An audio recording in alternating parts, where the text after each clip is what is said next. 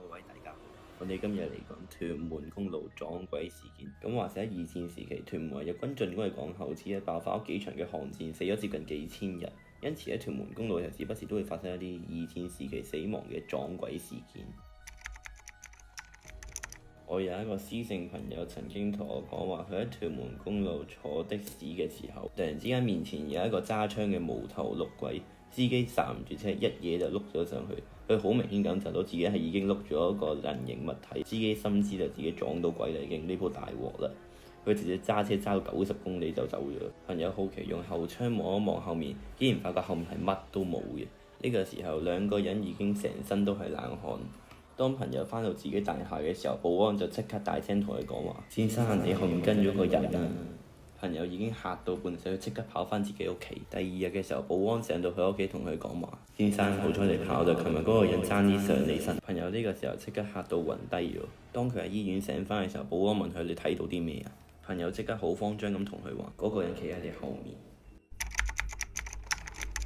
咁其實話說屯門公路興建之前，嗰度係一個墳場嚟嘅。咁喺拆除呢啲墓碑嘅時候，留低咗好多陰魂不散嘅鬼魂。咁話說明哥係一個的士司機，有一日，明哥喺屯門公路轉車站載到一個90歲嘅婆婆。個婆婆就對住明哥講話：唔該，我就喺荃灣華人永遠墳場度落車。明哥就覺得好奇怪，已經凌晨2點鐘，冇理由仲會有客人㗎。但係當明哥望向後照鏡嘅時候，佢就已經心知肚明，因為呢一個老婆婆佢係冇腳嘅。當明哥架的士到咗墳場嘅時候，明哥就對住嗰個婆婆話：婆婆，我唔收你錢啦，天氣凍啦，快返屋企啦。呢個時候，明哥耳邊傳來咗一聲唔該。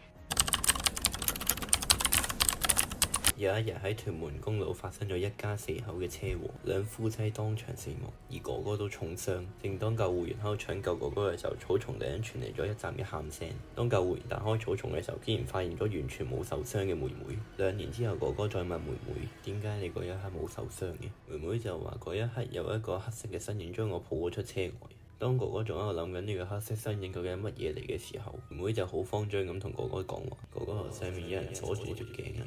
原來呢一個家庭係一個破碎嘅家庭，父親係一個負債50萬嘅賭徒。咁大家又可以估下啦，究竟鎖住哥哥條頸嗰個人係乜水呢？